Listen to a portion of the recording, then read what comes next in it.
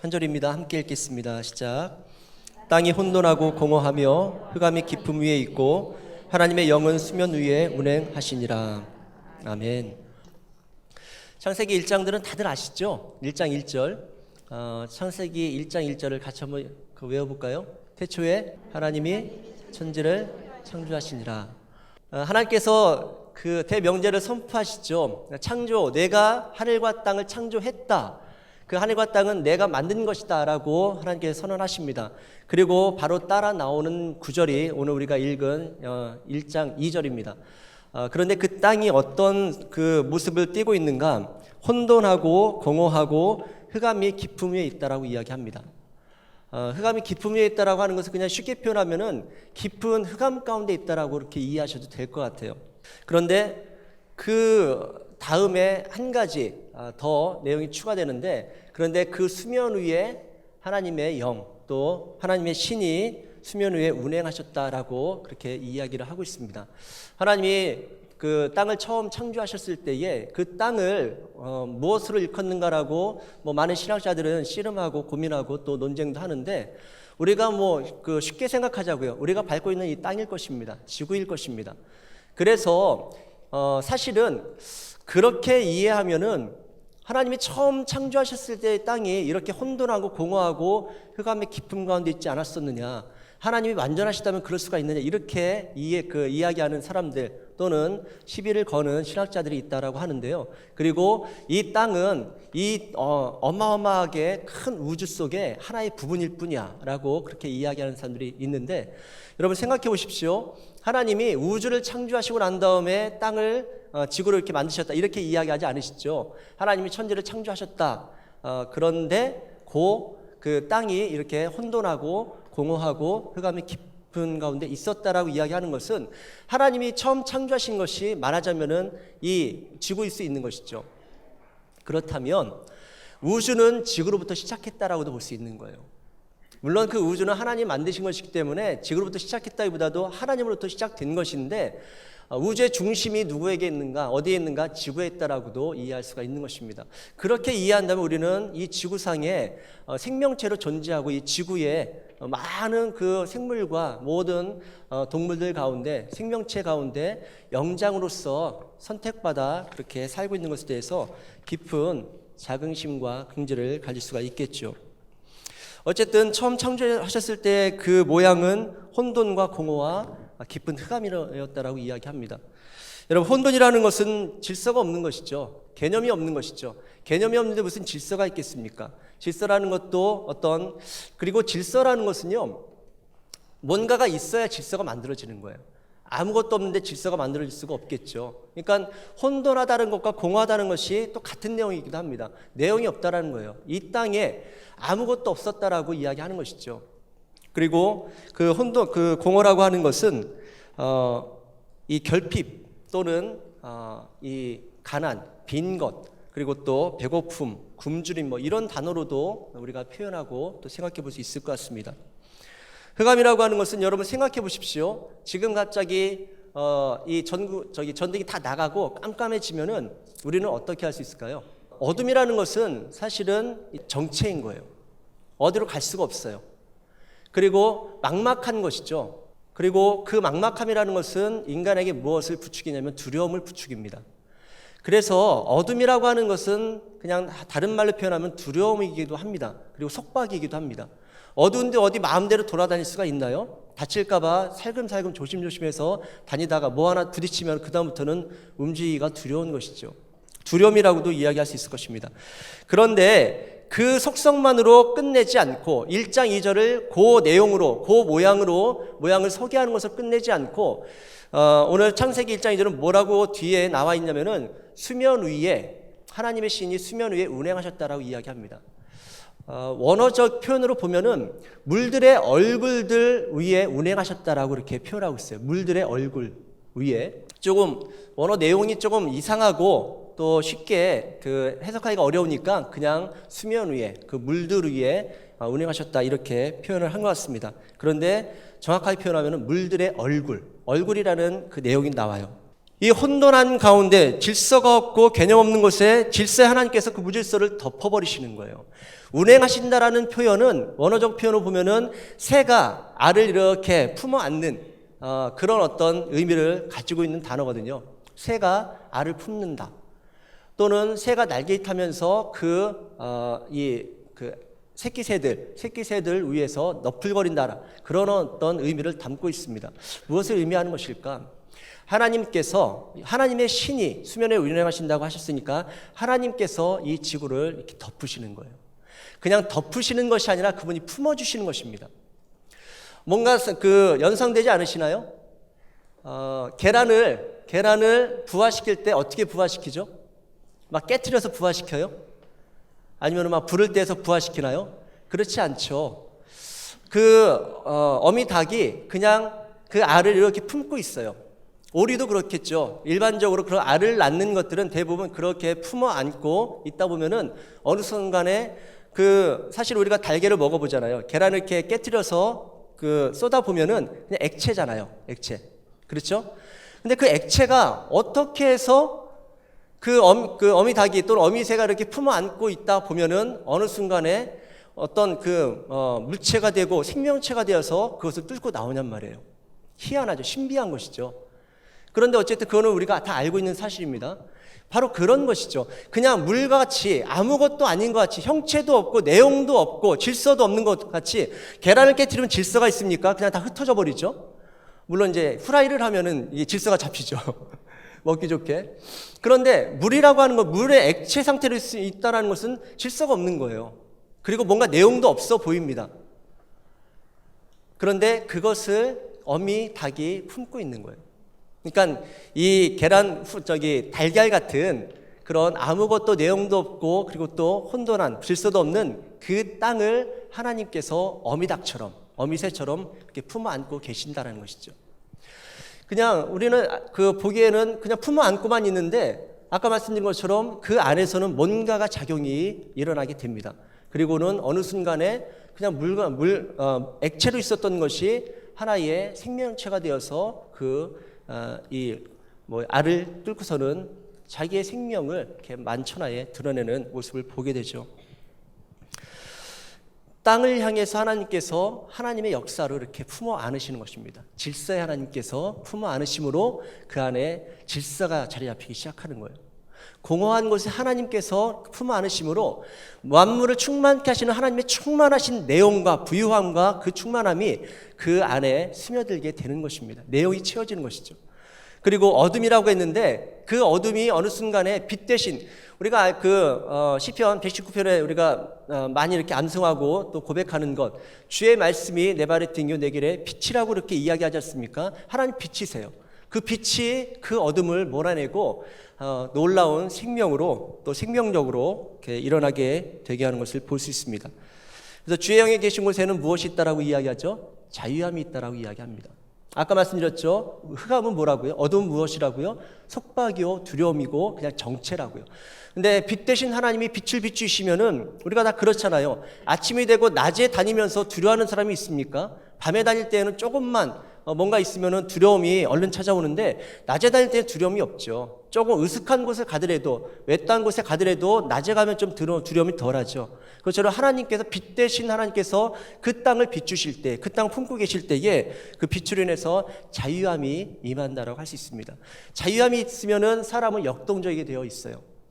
여러분 물질에 자유하면은 우리가 여행을 갈 때에 고민하지 않죠. 어떻게 갈까 말까 고민하다가 안 가는 경우들이 많은데 물질이 풍성하고 부유하면은 우리가 여행을 가고 싶으면 그냥 가면 되는 거예요.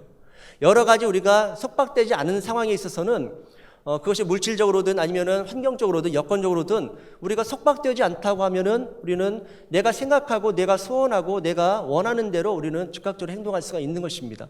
그래서 하나님께서 우리에게 임하실 때에 빛된 존재를 임하실 때에 우리 안에 있는 두려움과 또 우리 안에 있는 뭔가 이렇게 속박된 것들이 다 떠나가고 자유함 속에서 역동적인 삶, 생명력 있는 삶을 살 수가 있게 되는 것이죠. 여러분 오늘 내용은 이게 중요한 것이 아니라 그 땅을 혼돈하고 공허하고 그리고 흑암 가운데 깊이 있는 그 땅을 하나님께서 덮으심으로, 품으심으로, 간섭하시고 공급하심으로 뭔가 변화가 일어났다는 것이죠. 그리고 난 다음에 그 이후에 계속해서 창세기 1장은 하나님이 이 혼돈하고 공허하고 흑암 가운데 깊은 땅을 어떤 식으로 그 구조를 만드시고 내용을 채워가시는지를 우리가 알고 있습니다. 그런데 오늘 말씀 속에 한 가지가 떠오르는 거예요. 이 땅이 지구만을 의미하는 것일까? 이 땅이 우리가 알고 있는, 우리가 밟고 살아가고 있는 이 지구만을 의미하고 있는 것일까? 저는 그렇지 않다고 생각합니다. 하나님은 우주를 이야기하든 별을 이야기하든 달을 이야기하든 태양을 이야기하든 이 우주 만물을 이야기할지라도 그 대화 속에 메시지 속에는 언제나 그 중심에 우리가 있다는 것을 여러분들 꼭 기억할 수 있길 간절히 축복합니다. 바로 당신이 있다는 것입니다.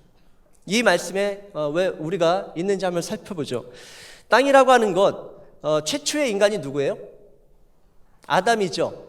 아담이라는 그 언어에 담겨 있는 의미가 사실은 땅 또는 흙, 먼지라는 의미를 담고 있어요. 그러니까 오늘 여기에서 쓰는 아레치라고 하는 단어와 아담이라고 하는 단어 자체는 다른데 의미는 같다라는 것입니다. 그래서 아담도 땅이라고 그랬죠. 흙 또는 먼지라고 그랬죠. 그렇다면은 이 땅이 아담을 가르치는, 그리고 또 아담으로부터 우리에게 이어지는 그 인간을 가르치는 말이라고도 볼 수가 있을 것입니다. 그리고 성경은 언제나 인간을, 우리 사람을 지향하고 있기 때문에 그 지향성을 통해 봤을 때도 이 땅을 우리와 이렇게 연결시켜도 큰 무리는 없을 거라 생각합니다. 그렇게 보고 나니까 한 가지 이미지가 떠올랐어요. 이렇게 난자와 정자가 만나면은 착상이 되죠. 착상이 돼서 착상된 그것은 하나의 세포라고 할 수가 있는 것이겠죠. 그냥 하나의 일개의 세포 같은 존재인 거예요. 그런데 그것이 어디에 있어요? 엄마의 자궁 속에 있죠. 그리고 그 착상된 세포, 그 생명체 하나가 10개월 동안 엄마 품 안에 이렇게 안겨 있는 거예요. 아까 계란이 그랬던 것처럼 엄마 품에 안겨있는 세포로 시작한 그 어떠한 그 미세한 존재가 엄마 품 안에서 공급받고 또 케어받고 그러면서 10개월 동안에 생명체로 자라는 사건을 우리가 다 경험해보지 않았습니까? 그렇게 본다면 재밌는 것이요. 그 아이가 자라고 있는 곳이 어디예요? 아이가 어디에서 자라고 있죠? 자궁에서 자라는데 그 자궁을 충만하게 채우고 있는 게 뭐죠? 양수죠. 맞습니까? 그렇다면은 양수 속에, 물 속에 그 아이가 이렇게 잠겨 있는 거예요. 그런데 엄마 아빠가 여러분들이 경험이 있겠지만은 그 아내가 애를 뵀을 때에 우리가 아직 보이지도 않는데, 얼굴도 볼 수 없고 느껴지지도 않는데 그 아이를 향해서 메시지를 주죠. 내가 너무너무 빨리 보고 싶다고, 내가 너를 너무 사랑한다고, 네가 이 잉태되어서 우리는 너무 기쁘다고, 이런 메시지를 주잖아요. 아빠가 주기도 하고 엄마가 주기도 하고, 그리고 또 엄마는 그 많은 것들을 가지고 많은 것들을 통해서 막 공급하죠. 자기가 원래 잘 먹던 그 음식이 아니라 그 아이가 달라고 하는 음식을 이렇게 먹게 되는 게 임신한 그 여인들의 공통점 아니겠습니까? 그래서 공급하게 되는 거예요. 여러분, 비슷하지 않습니까? 그 양수 속에 있는 아이에게 엄마와 아빠가 그렇게 다가가서 그 아이는 지금 현재로서는 공허한 거예요. 아무것도 없어요. 이 아이가 생각이 있긴 합니까? 아니면은 이 아이가 무슨 질서가 잡혀 있긴 합니까? 그냥 아까 얘기했던 것처럼 달걀 후라이처럼 이렇게 액체 상태로 있는 것과도 마찬가지인 것이죠.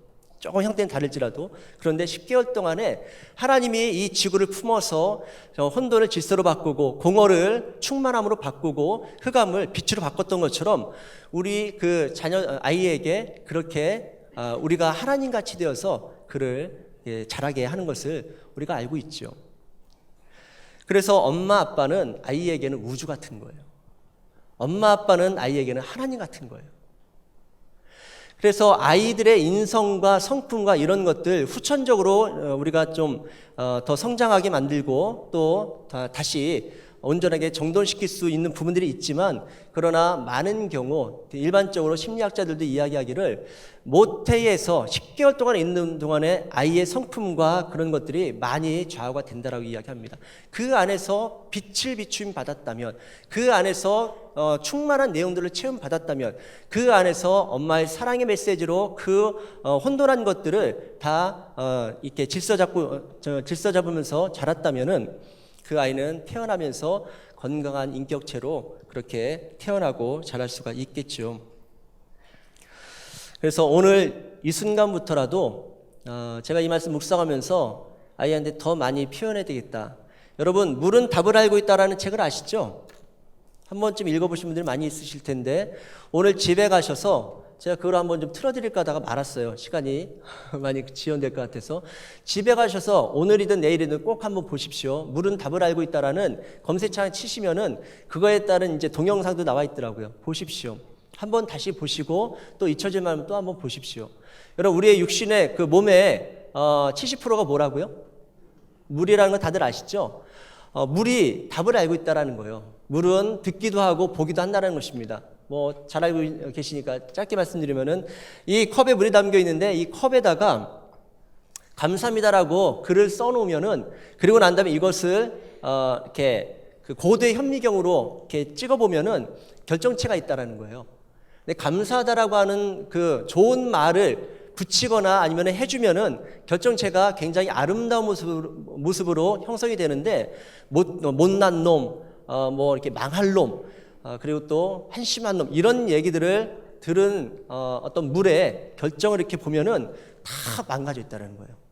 그러니까 말한 대로 된다라는 그 메시지가 과학적으로도 증명이 되는 것이죠. 우리 몸이 70%가 물이니까 그 물이 그 메시지에 반응할 거 아니에요.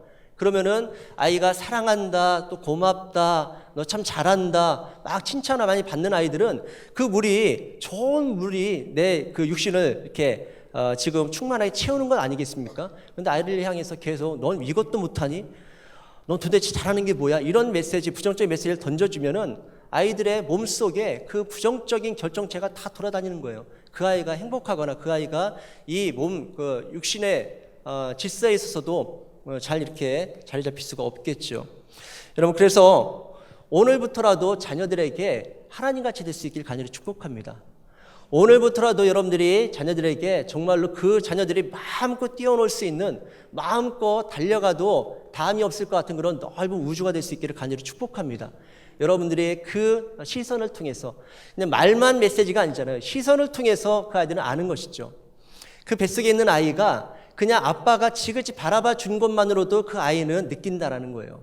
엄마가 그냥 굳이 말을 안 해도 이렇게 품어 안고서 도닥이는 것만으로도 아이는 안다라는 것이죠.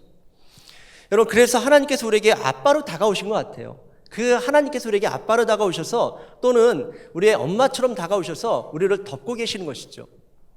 그래서 혹시라도 그런 분들이 있거든요. 어렸을 때의 부모님들의 사랑을 많이 받지 못하고 자란 분들이 있을 수 있습니다. 건강한 사랑을 받지 못하고 자란 분들이 있을 수 있어요. 그리고 또 뭔가 결핍되고 뭔가 삶이 너무 복잡하고 혼돈스러운 그런 상황 속에서 자라는 가운데에 그 삶의 어떤 우선순위라든지 삶의 방향이라든지 그런 것들이 굉장히 번잡하고 또 고민만 많다가 아무것도 못하고 그냥 시간만 흘러가는 경우들이 있을 수 있습니다. 제가 그랬었어요. 제가 그렇더라고요. 어느 순간 보니까 질서가 없어요. 그리고 어느 순간 보면 굉장히 제가 고민은 많고 생각은 많은데 이 행동력이 굉장히 떨어지고, 그리고 웬 두려움이 이렇게 많은지 뭘 하려고 하면은 그 결과에 대한 두려움이 있고 불안함이 있는 것입니다. 뭐 이렇게 학교 다닐 때 그 발표 같은 거 하라고 그러면은 거의 사망을 하는 것 같아요. 죽는 것 같아요. 그 자리에서 이게 너무너무 두려운 거예요. 그리고 그것을 끝내고 나서 내려올 때의 그 참담함, 그 절망감, 그 실패감, 진짜 죽을 것만 같은 거예요. 도대체 왜 그럴까? 나는 왜 이렇게 두려움이 많고 불안함이 많고 초조함이 많고 왜 뭔가 이렇게 그 안정감이 없을까? 안정감이 참 없었거든요. 왜 그럴까? 고민을 많았는데 답은 못 찾았었습니다. 나중에 하나님을 알고 나니까 그 답이 보이더군요. 여러분, 저는 그 고등학교 2학년 때인가? 고등학교 2학년 때에 먼저 한번 질문 드려볼까요? 하나님을 믿으시죠? 한 번만 더, 하나님만 믿으시죠? 다른 내용입니다. 하나님을 믿으신다라는 것과 하나님만 믿으신다는 건 다른 거예요. 하나님만 믿으시죠? 진짜세요? 한 번 더, 왜? 왜라는 질문을 던져보신 적 있으세요? 왜 하나님만 믿으시죠? 왜 여러분들이나 저나 성경이 이야기하는 이 하나님만 믿어야 되는 것이죠? 왜 하나님만 믿어야 됩니까? 부처도 있고 알라도 있고 또 일본에는 수십만 그런 신들이 있다고 하는데 왜 그 수없이 많은 신들, 그리스의 신화에도 신들이 나오잖아요. 그 많은 신들 중에 왜 성경에서 이야기하는 하나님만 믿어야 되는 것이죠? 제가 고2 때 이 질문에 봉착했어요. 저는 모태신앙이라서 교회 생활이 당연하다고 생각했는데 어느 순간에 그 질문이 던져지는 것입니다. 내가 왜 하나님만 믿어야 되지? 여러분들 그 질문에 대한 대답이 있으세요? 제가 이게 인정이 안 되는 거예요. 왜 하나님만 믿어야 되는지 내 안에 답이 없었어요. 그래서 답을 찾기 시작했었습니다. 회의를 통해서 계속 그 부정적인 회의를 통해서 그 답을 찾아가는데 결국 종착 지점에 가서 저는 하나님을 기꺼이 선택했어요. 왜 그러냐면 짧게 말씀드릴게요. 많은 신들이 있는데 그 신들에 대해서 또는 종교에 대해서 제가 다 알지 못하고 완전하게 알지 못한다 할지라도 기본적인 내용들이 있잖아요. 핵심적인 내용들이 있잖아요. 그 내용들을 다 나름대로 물어봤습니다. 불교는 뭘 이야기하는 거예요? 부처는 어떤 존재이고 뭘 이야기하는 겁니까? 부처가 나한테 줄 수 있는 게 뭡니까? 뭐 그런 것들을 이렇게 물어보다 보니까 한 가지 결론에 도달해요. 우리는 신이 없다고 믿는데 만약에 전제입니다. 만약에라도 신이 있다고 치자고요. 가정에 신이 있다고 치자고요. 그리고 그 신들이 다 나에게 구원을 줄 수 있어요. 그리고 그 신들이 다 똑같은 능력을 가지고 있다고 치자고요. 큰 인심 써서 그렇게 가정을 해주는 겁니다. 그럴 리는 없지만.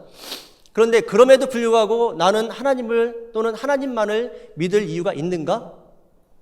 여러분들이 그럴 이유가 있으세요? 똑같이 지금 다원주의자들이 이야기하는 것처럼 다른 신들도 또는 다른 종교에도 구원이 있다라고 이야기한다면 여러분들이 그럼에도 불구하고 하나님 믿으실 이유가 있습니까? 저는 있더라고요. 왜냐하면은 그 모든 신들이 또는 모든 신들을 추구하는 그 신앙 체계 속에 내가 네 아버지가 되어줄게라고 다가오는 신은 하나님밖에 없더라고요. 저는 거기서 끝났습니다. 저는 기꺼이 하나님 선택하겠습니다. 내게 아버지로 와주시겠다는 그 신이 있다면 네가 이것들을 잘하면, 네가 이 조건을 잘 맞추면 내가 너를 구원해 줄게, 뭐 이런 식으로 다가오는 신과 내가 너의 아버지가 되어줄게라고 다가오는 신이 있다면 누굴 선택해야 되겠어요? 이건 상식선으로 이야기할 수 있는 것이죠. 하나님을 선택해야 되겠죠. 아버지를 선택해야 되겠죠. 아버지로 오신 그분을 선택해야 되겠죠. 저는 그래서 더 이상 다른 것들에 대해서 저를 미혹하거나 또는 이렇게 헛갈리게 할 여지가 없을 정도로 선택을 했어요. 더 이상 뭐 다른 걸 따질 이유가 없죠. 그런데 여러분들이 하나님을 믿는데 정말로 이제는 충만하세요? 하나님을 믿고 있음으로 인해서 정말로 혼돈이 없이 늘 이 질서 잡힌 삶을, 정돈된 삶을 살고 계십니까? 하나님 믿음으로 인해서 여러분들의 마음속에 우울함이 없고 어둠이 없고 그리고 또 두려움과 불안함이 없습니까? 제가 그렇게 하나님에 대해서 회의함으로 정말로 고민 끝에 하나님을 선택하고 더 이상 여지가 없을 만큼 그분만 내가 선택할 이유가 있다는 것을 알았음에도 불구하고 저는 여전히 혼돈스럽더라고요. 여전히 공허하더라고요. 여전히 두렵더라고요. 불안하더라고요. 인생에 안정감이 없더라고요. 왜냐하면 하나님의 품어주심을 경험하지 못했기 때문에 그래요. 저는 오늘 이 시간에 오신 여러분 모두가 지식으로 관념으로 들어 알고 있는 하나님이 아니라 여러분들을 사랑으로, 여러분들을 충만으로, 여러분들을 빛으로 품어주시는 그 하나님을 경험할 수 있길 간절히 축복합니다. 그 사랑을 맛본 자가 비로소 혼돈에서부터 벗어나는 거예요. 사랑을 경험한 자가, 사랑의 빛을 비추인 자가, 비추임 받은 자가 어둠으로부터 자유함을 선포하며 뛰쳐나올 수가 있는 것입니다. 그리고 공허한 그 마음속에 하나님의 충만하심으로, 그 은혜로 충만하게 하시는 하나님의 충만하심으로 가득 채워질 수 있게 될 줄로 믿습니다. 이게 있어야 담대할 수가 있는 거예요. 이게 있어야 평안을 이야기할 수 있는 거예요. 이게 있어야 감히 소망을 이야기할 수가 있는 것입니다. 그리고 이때에 비로소 우리는 믿음을 고백할 수가 있는 거예요. 하나님을 안다는 것으로 우리가 믿음을 고백할 수 없어요. 내가 선택했을 때는 그건 지식적으로 내 결단으로 선택을 했지만 그건 선택일 뿐이에요. 아직 그 하나님의 품을 경험하지 못한 자로서는 믿음을 이야기할 수 없는 것입니다. 나는 여러분들 가운데 혹시라도 내가 믿음이 있다라고 생각했는데 그것이 착각이었었다면 오늘 이 시간에 하나님 앞에 진솔하게 나아가서 하나님, 내가 주님을 믿는 줄 알았는데 나는 아직 하나님 모르는 것 같아요. 내가 하나님의 이야기를 많이 하고 이야기를 많이 들었지만은 정말로 나를 덮고 나를 채우고 나를 공급하며 나를 빛 가운데로 인도하시는 그 하나님을 아직 만나지 못한 것 같아요. 내가 하나님을 만나길 원합니다. 고백하면서 나아갈 수 있기를 간절히 축복합니다. 그래서 성경을 보면은요, 얼굴이란 단어를 한번 찾아보세요. 얼굴이란 단어가 참 많이 나오는데 그 얼굴이란 단어를 보면은 사람의 얼굴을 이야기하는 것도 있지만은 하나님의 얼굴을 찾으라. 하나님의 얼굴을 구하라. 하나님 이렇게 이야기하시죠. 나를 사랑하는 자가 내가 나의 사랑을 입으며 나를 간절히 찾는 자가 나를 만날 것이다라고 이야기하세요. 이제 아셨다면, 도전 받으셨다면 그냥 머물러 있지 마시고 여전히 하나님 오시려면 오시고 말려면 마시고 나는 왜 여전히 하나님 믿는데도 이렇게 공허하죠? 왜 이렇게 여전히 두렵죠? 왜 여전히 이렇게 불안하죠? 그렇게 그냥 한숨을 토하지 마시고 하나님, 나 만나주세요. 나를 좀 품어주세요. 나를 덮어주세요. 하나님, 새를 생각해 보십시오. 독수리가 날개치면서 막 새끼 새들한테 다가갈 때는 두 가지 이유 때문에 그렇거든요. 세 가지 정도 되겠네요. 이게 살펴보려고, 아이들이 잘 있나 살펴보려고. 또 하나는 그 아이들을 보호하기 위해서. 또 하나는 그 아이들을 먹이기 위해서예요. 하나님이 우리를 향해서 다가오신 줄 믿습니다. 이미 품어주고 계신 줄 믿습니다.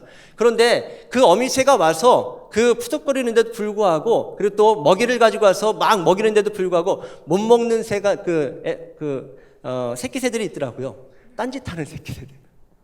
딴 데 보고 있어요. 그리고 계속 입은 벌리고 달라고 하는데 초점이 맞춰지지 않아요.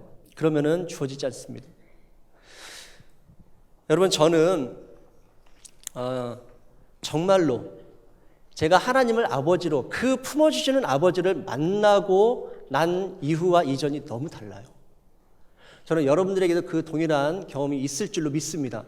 그러나 혹시라도 오늘 또다시 불안하고 두렵고 뭔가 공허하다면 어쩌면 그 첫 경험, 또 첫 사랑을 내가 어느 순간 잃어버리거나 또는 그것이 많이 퇴색해져 버렸기 때문에 그럴 수 있습니다. 그렇다면 다시 그 하나님의 은혜의 자리, 다시 하나님 품으시는 그 하나님의 품으로 돌아갈 수 있기를 간절히 축복합니다.